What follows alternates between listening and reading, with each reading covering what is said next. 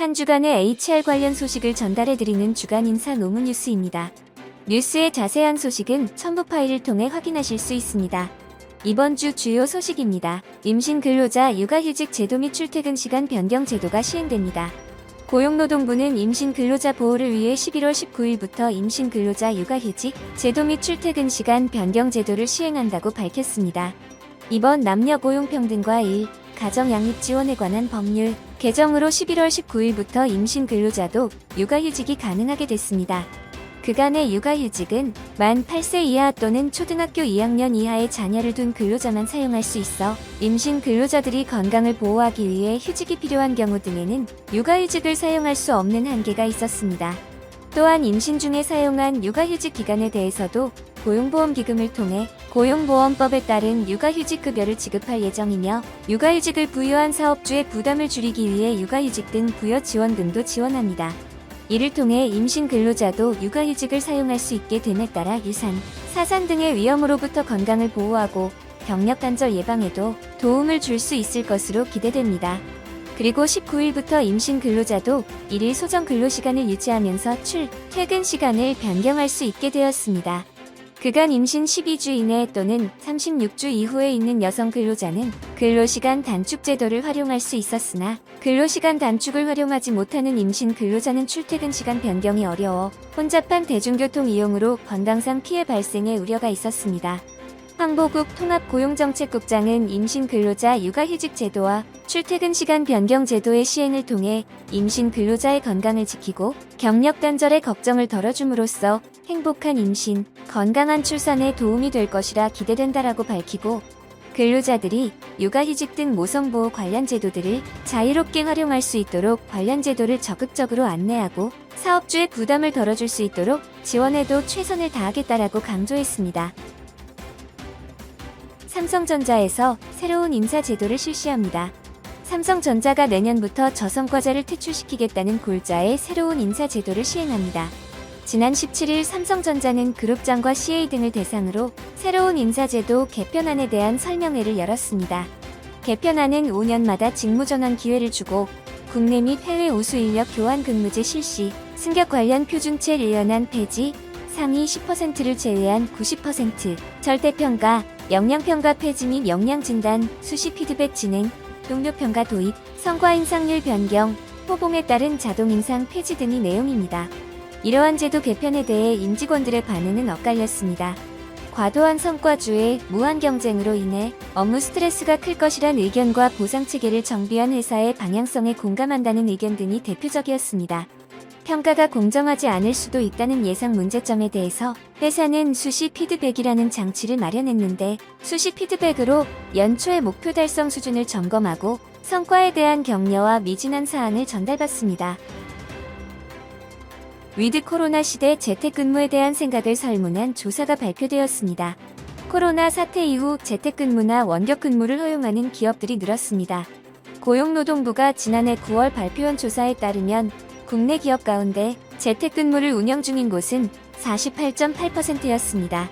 세계적인 디자인 그룹이자 사무가구 업체 스틸케이스가 2020년 전 세계 10개국 3만 2천 명 이상을 대상으로 조사한 포스트 코로나 시대 업무 환경에 대한 달라진 기대치와 미래의 모습 보고서에 따르면 10개국 중 8개국이 통근하지 않아도 되는 걸 재택근무의 가장 큰 장점으로 꼽았고 단점은 고립감이었습니다. 이러한 재택근무에도 명함이 있는데 보고서에 따르면 전 세계 재택근무자 중 41%가 현재 업무 환경이 불만족스럽다고 답변했고 이들은 재택근무 빈도가 늘어날수록 업무 참여도와 생산성이 떨어진다고 답했습니다. 여러 조사에서도 재택근무가 앞으로도 계속적으로 이용될 것이라는 전망은 있었지만 재택 및 원격 근무를 해제하고 사무실 복귀 결정을 내리는 기업들이 많습니다. 복귀를 결정하는 기업들은 재택근무 확산 이후 이전보다 의사소통이 원활하지 않고 협업이 잘 이루어지지 않는다는 평가를 하고 있습니다. 이러한 평가의 원인은 비대면 소통에서 오는 의사전달의 한계와 외, 재택근무 등으로 구성원 간 소통 감소, 쌍방향 소통이 아닌 일방적인 소통, 회사에 대한 정보를 접할 기회 감소, 혼자 의사 결정하고 일하는 문화에 점차 익숙해진 등으로 응답했습니다. 고용노동부에서 중대재해처벌법의 해설서를 배포했습니다. 지난 17일 고용노동부에서 중대재해처벌법 해설서를 배포했습니다. 내년 1월 27일 법 시행을 앞두고 중대산업재해 관련 용어에 대한 정의와 기업들이 궁금해하는 점을 엮어 정리한 것입니다. 중대재해처벌법의 가장 큰 특징은 사업주 외의 경영 책임자에게도 안전 및 보건 조치 의무를 부여하고 노동자가 재해를 입은 경우 책임을 묻도록 한 것입니다. 여기서 경영 책임자는 사업을 대표하고 사업을 총괄하는 권한과 책임이 있는 사람 또는 이에 준하여 안전보건에 관한 업무를 담당하는 사람이라고 규정되어 있습니다. 이로 인해 산업계에선 안전보건 담당 이사를 별도로 두면 대표이사는 처벌을 피할 수 있는 것 아니냐는 해석이 나왔습니다. 하지만 고용부 해설서를 통해 안전담당이사라는 명칭을 가진 사람이 있다는 이유만으로 사업을 대표하고 사업을 총괄하는 권한과 책임이 있는 사람의 의무가 면제된다고는 볼 수 없다고 밝혔는데, 이를 안전담당이사가 있다 한들 최종 결정권자로서 대표의 궁극적 책임은 안 없어진다는 이야기입니다. 또한 500인 이상 사업장에는 경영 책임자의 안전 및 보건 확보 의무 이행을 위한 전담 조직을 구성하되 그 인원이 최소 2명 이상이 돼야 하며, 이는 사업 현장의 안전관리자 등과 별도로 안전 및 보건 업무의 컨트롤타워 기능을 하는 전담 인력과 조직을 만들어야 한다는 이야기입니다.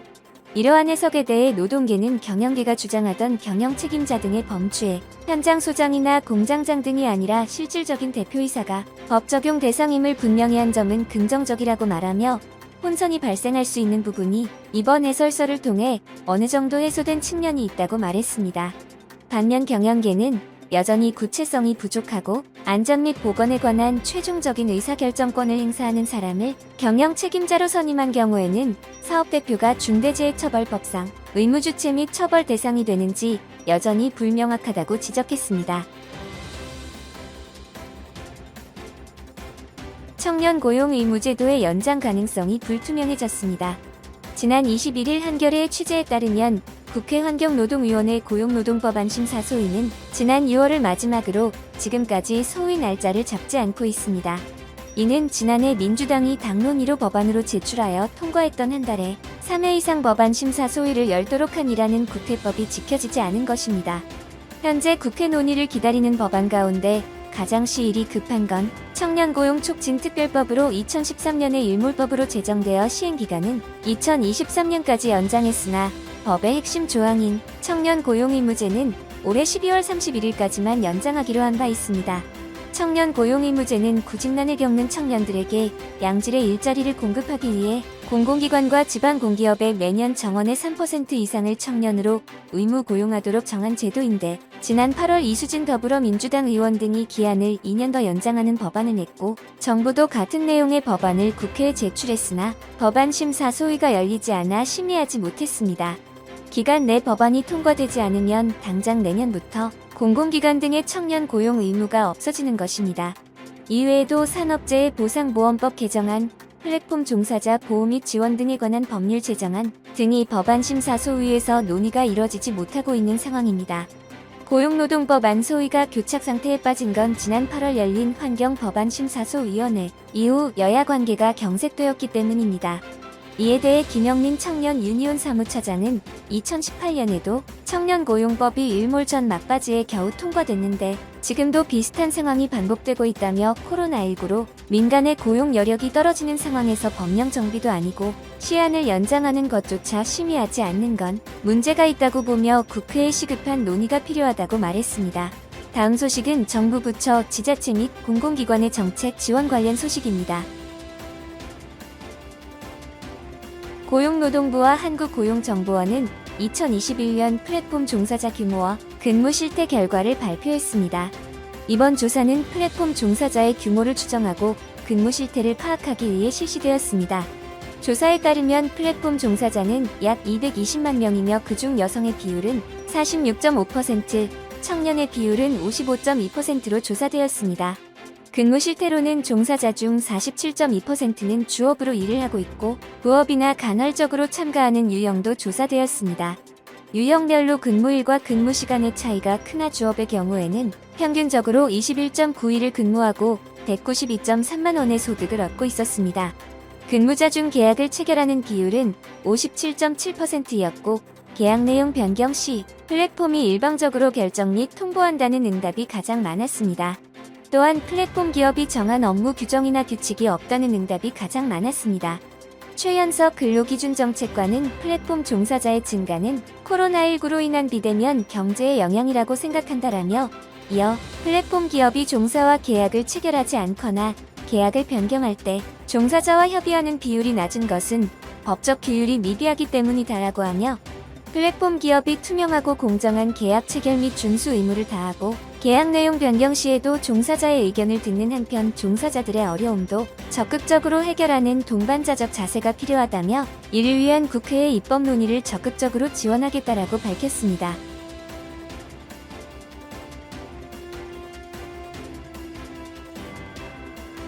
앞으로는 국민취업지원제도 대부분의 민원을 누리집을 통해 온라인으로 신청할 수 있으며 신용불량 등으로 은행 통장이 압류된 수급자는 취업이름, 압류방지 전용 통장을 개설할 수 있게 됩니다. 고용노동부와 한국고용정보원은 구직자들이 더욱 편리하게 국민취업지원제도를 이용할 수 있도록 누리집을 개편하는 등 11월 22일부터 신규 취업지원전 산망 서비스를 제공한다고 밝혔습니다. 새롭게 개편된 누리집은 기존 취업지원 신청 및 구직 촉진 수당 신청 2종만 가능하던 온라인 민원 서비스를 15종으로 확대했고 모바일로도 간편하게 서비스 이용이 가능하며 본인 인증 방식도 기존의 휴대폰, 아이폰 인증 외에 공동 인증 및 간편 인증 기능을 추가했습니다. 또한 신규 취업지원전 산망의 펀뱅킹 도입으로 수급자는 압류방지 전용 계좌를 개설할 수 있게 됨에 따라 생활 안정을 위해 지원하는 구직 촉진 수당 등의 수급권을 보호할 수 있게 됐고 고용센터에서 수당 지급 결정 이후 별도의 지출 절차 없이 금융기관을 통해 바로 수급자 계좌로 이체되고 그 처리 내역을 바로 조회할 수 있게 됨으로써 수당 지급 업무가 간소화 및 효율화되었습니다. 김성호 고용서비스 정책관은 이번 누리집 개편 등으로 취업 지원 서비스 이용이 한층 더 쉽고 편리해질 것으로 기대한다라면서 앞으로도 국민취업지원제도에 더 나은 서비스를 위해 이용자의 목소리를 반영하여 개선해 나가겠다라고 밝혔습니다. 다음은 보상 관련 소식입니다. 이번 정부가 추진한 최저임금 인상으로 임금 불평등이 완화되고 노동시장 내 격차가 축소됐다는 주장이 제기되었습니다. 황선웅 부경대 교수는 지난 18일에 열린 최저임금 정책평가와 과제 정책 토론회에서 이 같은 의견을 제시했습니다. 한 교수는 현 정부의 연평균 최저임금 인상률은 박근혜 정부와 비슷하고 노무현 정부와 이명박 정부의 중간 수준이라며 이를 통해 고용률과 노동소득 분배율은 가장 높고 저임금 노동자 비중과 임금 불평등은 가장 낮아졌다고 설명했습니다. 그는 고용 형태별 근로 실태조사 데이터를 토대로 최저임금 인상이 고용 및 임금에 미친 효과를 분석 후 주요 지표로 제시했는데 이에 따르면 현 정부 들어 임금 불평등은 최저치를, 노동소득 분배율은 최고치를 기록했습니다. 또한 황 교수는 최저임금 인상이 전체 노동자 임금에 미친 영향에 대해서도 분석했는데 인상률이 두 자릿수를 이어갔던 2018년과 2019년 최저임금 인상이 전체 임금 상승에 유의미한 영향을 줬다고 봤습니다. 그리고 이날 토론회에서는 최저임금 인상률을 심의 및 의결하는 최저임금위원회의 기능을 강화하기 위한 제언의 시간도 있었으며 종합토론에선 노사 및 전문가들이 최저임금의 업종별 구분 적용, 최저임금위원회의 결정 기준 및 결정구조 개편에 대한 의견도 나눴습니다. 다음은 노무 및 법률 관련 소식입니다. 출장 중 중앙선 침범 사고를 내고 피해자와 합의를 못했어도 업무상 재해로 인정될 수 있다는 법원 판결이 나왔습니다. 서울행정법원은 지난 10월 20일 근로자 A가 근로복지공단을 상대로 청구한 요양불승인 처분 취소 소송에서 원고 측에 손을 들어줬습니다. A는 회사에서 글램핑 관리 업무를 수행하던 근로자로 19년 6월 사업장 프론트 바닥을 청소하다 미끄러져 넘어지면서 눈 부위가 찢어지는 사고를 당했고 당일 정형외과에서 수술을 받았습니다. 하지만 A는 수술 직후 회사 대표의 지시에 따라 업무용 트럭을 몰고 거래처에 서류를 전달하게 됐고 이후 복귀하던 중 중앙선을 침범해 반대편 도로를 운행하던 차량과 충돌했습니다. A는 눈이 찢어진 1차 사고에 대해서는 요양급여 신청을 해 승인을 받았습니다. 하지만 중앙선 침범 사고에 대해서 공단은 중앙선 침범 사고는 교통사고 처리 특례법 상시 비대 중과실이라며 업무상 재해로 볼 수 없다고 판단해 요양불승인 처분을 내렸습니다. 산업재해보상법은 근로자의 범죄 행위나 이를 원인으로 발생한 사망 및 부상은 업무상 재해로 보지 않습니다. 하지만 A는 1차 사고를 당하고 수술까지 받은 다음 안정을 취하지 못한 상황에서 출장 지시를 받은 탓에 집중력이 떨어졌다며 노후 과적 차량을 운전하는 바람에 제동장치도 제대로 작동하지 않았다고 주장했습니다. 법원은 범죄 행위로 인한 부상을 업무상 재해로 보지 않는 이유는 업무 외적인 이유로 발생한 사고를 업무상 재해에서 배제하려는 것이라며 범죄 행위인지 여부는 엄격하게 해석돼야 한다고 지적했고, 또한 그날 당일 오전 1차 사고로 수술을 받은 직후 출장을 다녀오던 중 사고가 발생했다며 전반적으로 건강 상태가 좋지 않았던 점이 사고에 영향을 미쳤을 것이라고 판단했습니다. 그리고 A의 행동이 산재보험법 지급 거부 사유인 범죄 행위로 볼 수 있는 수준이 아니라는 해석을 했습니다. 지난해 1월 주 52시간제가 300인 미만 사업장에 처음 도입이 되었고, 올해 7월에는 50인 미만 사업장으로 확대 적용되었습니다. 이후 중소기업들의 만성적 인력난은 오히려 심화되고 있는 것으로 나타났습니다. 주 52시간제는 직원들의 휴식권 보장을 위한 것이지만 현장에선 노동자들의 반대가 심했습니다. 그 실질적 이유는 임금 하락이 가장 컸습니다. 또한 기업도 부족한 인력을 메꾸기 위해 각종 편법을 사용하고 있는데 직원 스와핑이 대표적입니다. 직원 스와핑이란 동종업계의 타업체의 근로자와 자사의 근로자가 8시간 근무를 한 뒤 서로의 근무지를 바꿔 추가 근로를 시행하는 방법입니다.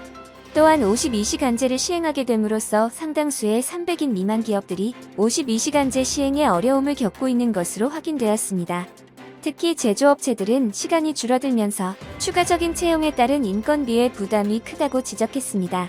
전문가들은 노사합의에 기반한 월 단위 연장 근로제를 도입하거나 업종이나 기업 규모별로 차등화된 최저임금을 시행하는 등 제도 보완이 필요하다고 지적했습니다. 이번 주 주간 인사 노무 뉴스는 여기까지입니다. 다음 주는 더 유익한 소식으로 찾아뵙겠습니다. 감사합니다.